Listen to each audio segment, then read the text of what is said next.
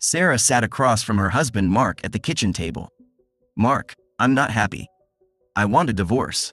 Though taken aback, Mark wasn't entirely surprised. They had been married for nearly 15 years, but lately Sarah had been spending a lot of time with her thrice-divorced friend Vanessa, who fancied herself a relationship guru. "Mark, are you listening? I want a divorce," she repeated firmly. "Yes, I heard you," Mark replied calmly. "But this is serious. I don't want to rush my response. I've tried to be a devoted husband and father. You haven't mentioned any bedroom issues, so I'm not sure what's gone wrong. But if you're truly unhappy, I'll support you in this, even though it pains me deeply." "Is this a recent feeling or has it been building?" Sarah fidgeted. "It's been gradual. I need space to explore other opportunities, meet new people." She explained the 90-day separation period before the divorce would be finalized. "Maybe I'll change my mind and we can stay married." Mark considered this. Sarah clearly didn't realize he would have the same freedom she did during the separation. "I thought whoever filed first would control whether the marriage continues," Sarah admitted. "I don't think that's fair," Mark countered. "I'll file too, so we're equal." "Does that seem reasonable?" "I guess so," Sarah wavered. "Are you saying you want a divorce too? I thought I was an adequate husband." "Apparently not." "No, I don't want one, but I won't stand in the way of your happiness." He paused. "Have you started the paperwork yet?" She hadn't. Mark suggested using the next 2 weeks to prepare for the separation, so they could begin on the 1st of the month. That night, Sarah tossed and turned, stunned by Mark's unexpected response. She needed to update Vanessa and get her advice on next steps. Vanessa would know what to do. This assurance finally allowed Sarah to drift off. In the morning, Sarah found Mark asleep in the guest room, having stayed up all night working on a separation checklist. Tasks were divided into columns, items to change like insurance policies, memberships, bank accounts. Another page listed his anticipated apartment expenses and child support projections to maintain the kids' lifestyle, which would leave them short hundreds each month. He had brainstormed cost-cutting measures, like fewer fast food runs, which almost made Sarah smile. She added her own expenses: gym membership, book club dues, weekly girls' nights out. He had even detailed the kids' extracurricular activity fees and school supplies.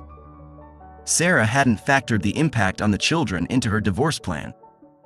Another page outlined responsibilities Sarah would need to take over, like car maintenance, home repairs, grocery shopping. Her head was spinning. Why wasn't Mark begging her to stay and promising to cater to her every whim? She needed to call Vanessa before he woke up. "Vanessa, we have a problem," Sarah whispered into the phone. Instead of pleading with me, Mark agreed to the divorce. Then he started listing all the things he does that I'll have to handle alone. He's getting an apartment and only wants the kids on weekends. He insists we truly separate to make an informed choice after 90 days. He doesn't seem scared of divorce at all. What do I do? Vanessa scoffed. Oh honey, he's bluffing, trying to manipulate you. No way he'll sign papers. It's pathetic he has to point out every little chore to make you feel dependent. Bottom line, you have the kids and the cookie. That's all the leverage you need. Don't stress. Soon you'll be in Patrick's bed with a husband and home to go back to. I hope you're right, and Patrick is worth all this, Sarah sighed. Well, Mark hasn't done anything yet. I'll stay strong, at least until I see his next move. Thanks, Vanessa. He's getting up, gotta go. Sarah hung up and tried to steady her nerves. She glanced again at Mark's list of potential women, which had startled her. Her own sister Erin was named, along with Mark's secretary, an attractive single mom 15 years his junior. Other coworkers and acquaintances were listed too. Sarah hadn't expected him to actually date during their time apart. Did he already have someone in mind? Mark entered the kitchen and noticed Sarah flipping through his notebook. He had an inkling where this was headed. Wasted no time lining up my replacement, huh? My own sister, really, Mark? Sarah snapped. Just keeping pace with your boyfriend's search, he replied evenly. What about Patrick Brennan? Sarah blanched. How do you know about that? Mark explained he had run into Sylvia, her boss's gossipy secretary, who mentioned Sarah's close friendship with their new colleague Patrick, despite the firm's strict policy against office romances. Mark had played it off, claiming they were just college buddies. "How far have you taken your research with Patrick?" Mark probed. Sarah squirmed, recalling their heated elevator encounter. "We're just friends. We've barely done anything. I think he's someone I'd like to date. He's always so attentive and flattering. Anything his wife wouldn't approve of?" Mark continued. "Wife? He's not married." "Who said that?" Sarah sputtered. Mark pulled up Patrick's Facebook page. "Married to Lydia, 2 sons. Updated 3 days ago. Looks like they're still very much together." Sarah was stunned. "He never told me. I would never help break up a marriage." "But you're fine with breaking up ours," Mark noted pointedly. Cornered, Sarah needed to think. Patrick was the main reason she had considered ending things. She couldn't let Mark find out. "Well, he was just one guy the first might date. I can make a list too, you know," she blustered. Mark interjected. "Oh, one crucial thing. If we stay married after separating, we'll need to exchange medical tests to confirm we're both free of STDs." "Gross, Mark. I wasn't really going to date anyone. It's only 90 days. But if I get the urge, I'll find someone. I'm sure you'd want me to be safe too. It's not just about me, but who you sleep with, who they've slept with, and so on." Mark tried to hide his smirk as Sarah fumed. Changing the subject, he updated her on the separation process, prioritizing bank accounts so she had easy money access, then utilities and mortgage details soon after. He had good news on the apartment front too. His secretary Jenny, who moonlighted as a leasing agent, had found him an affordable 2-bedroom unit. Normally pricey, but with a 50% discount if he did some maintenance work there. More money for Sarah and the kids. He hadn't signed the lease yet though. Jenny had been surprised to learn of the divorce and had expressed interest in Mark despite their age gap. He had gently rebuffed her, citing workplace dating policies. But she had said she would find a new job if that's what it took. Hence her name on his list. Sarah was livid but bit her tongue, knowing it would only make things worse. Undeterred, Mark continued. "I have a surprise you'll like. I booked us a 10-day trip to Paris for our 15th anniversary." Sarah's anger evaporated. "Paris? Oh Mark, I've always dreamed of going. Thank you, this is incredible. I can't wait to see the Eiffel Tower and stroll along the Seine." But Mark wasn't smiling. "We won't be going to Paris. When you brought up divorce, I realized we might not make it to 15 years. I tried to cancel for a refund, but it was too late. I could only get 20% back. Then I figured, Paris is more your dream than mine. You should still experience it. So I had them put the tickets in your name and a guest of your choosing. An all-expenses-paid trip to Paris would be an amazing way to start a new relationship." Sarah's heart sank. "But Mark, I wanted to go to Paris with you. We could postpone the separation. Actually, I'm thinking of calling the whole thing off." Mark sighed. "I'm sorry, Sarah. I've thought a lot about this. I don't think I could be happy knowing divorce was always on the table. Even if you take it back now, I can't unhear what you said you wanted. And I can't unsee what you and Patrick might have done. I'll probably go through with the divorce no matter what. I can't imagine life without you and only being a part-time dad though." With that, Mark retreated to the guest room. Sarah was crushed. She knew only one person could help her now. "Vanessa, it's all falling apart." Sarah took a shuddering breath, trying to compose herself. "Mark found an apartment and his skinny secretary is already after him. Even my sister wants to date him." Sarah paused, a lump forming in her throat as she recalled the final insult. "Worst of all, he had tickets to Paris for our anniversary. He gave them to me to use, but he won't go with me. He said I should take my new boyfriend." "What now?" On the other end of the line, Vanessa was quiet for a moment, the silence stretching out as Sarah wiped away a stray tear. Finally, her friend's voice came through, laced with a mixture of sympathy and calculation. "Wow, I underestimated Mark. He's craftier than I thought.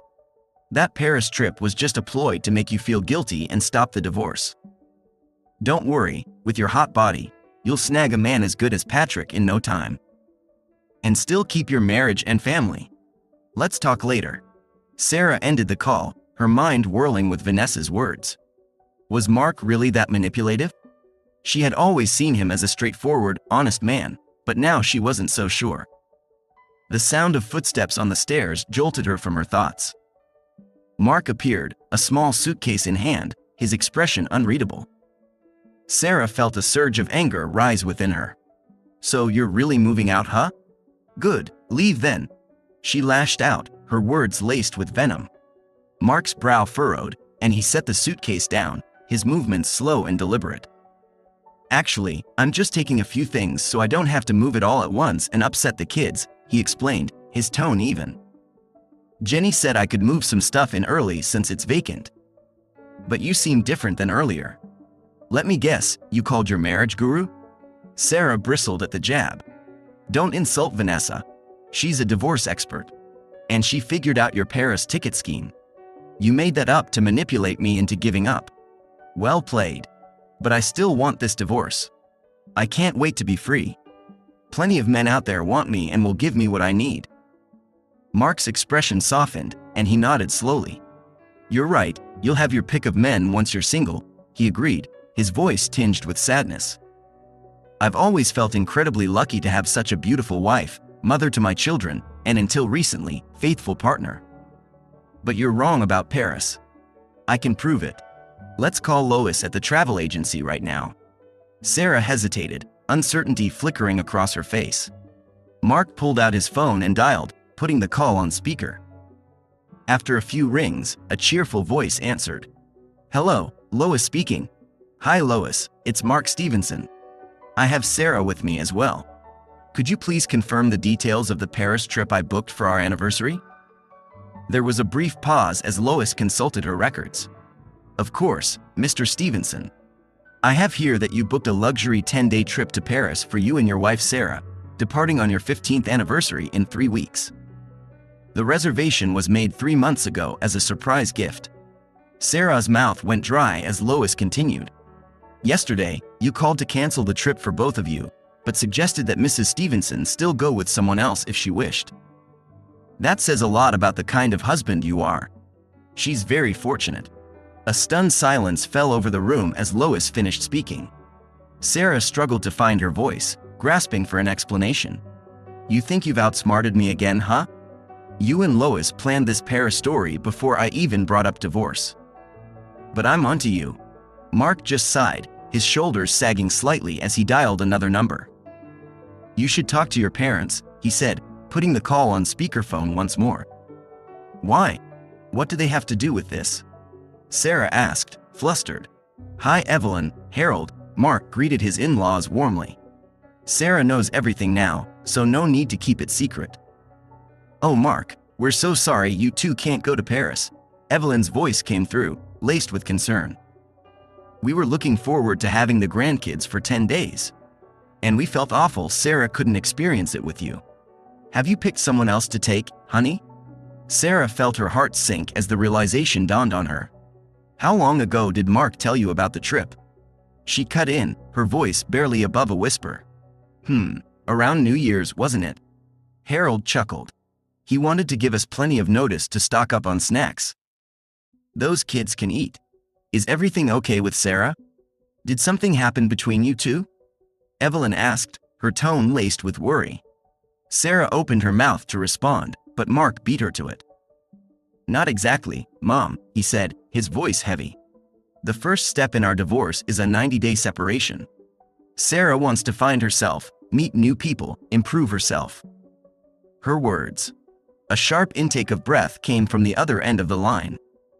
Divorce? Sarah, do you have a boyfriend?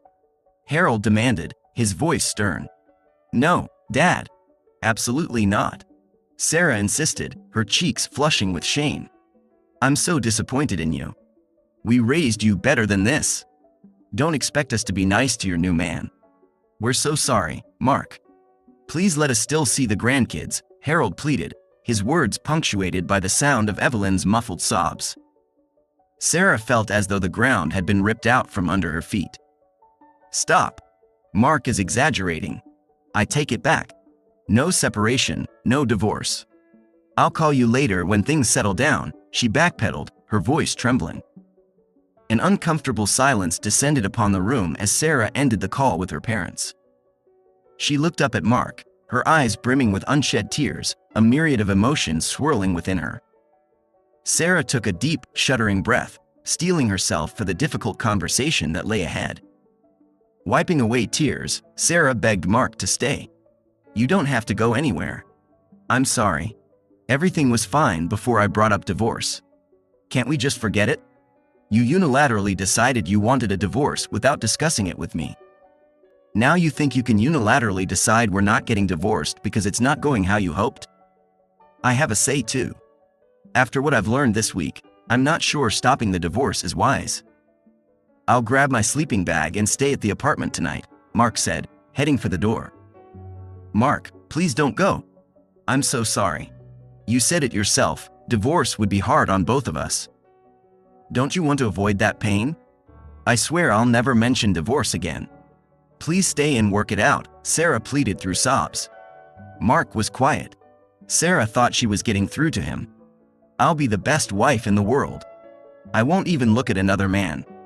I've given you 15 years, 2 great kids, supported your career even when you worked late. I'm so proud of you. People make mistakes. Please give me one more chance." Finally, Mark spoke. "I'll tell you what. I'll take my stuff to the apartment. But I want you to write a few things down. Your words and actions have hurt me more than you know. If your answers are what I hope for, I'll think about stopping or at least pausing the divorce. I'll be back by 7. You may want to send the kids to their grandparents so we can talk openly." "Yes, thank you. What do you want me to write?" Sarah asked eagerly. "First, I want an apology for starting all this. I want you to beg for my forgiveness. Second, tell Patrick to stop contacting you. Any consequences if he doesn't? Warn him I'll take legal action against him and your firm if he doesn't comply. Third, list all the reasons I should consider staying married to you. And lastly, call Vanessa and tell her you're done with her forever. If I ever hear her toxic advice again, I'm gone for good. Understand?" "Yes, I'll do it all and be ready by 7. Sarah promised. Sarah focused on the last task. Rehearsing her words to Vanessa, she declared, "Listening to you was the biggest mistake of my life. I almost lost everything because of you. Don't ever contact me again. If I see you in public, avoid me or else." Feeling relieved, Sarah called Patrick next and relayed Mark's message. Patrick begged to meet one last time at a hotel, hurling insults and accusations. Sarah shut him down, threatening to call his wife if he kept harassing her. The list of reasons for Mark to stay ended up being the easiest part. Free from wanting more than her life with Mark, Sarah reflected on all the joys they shared.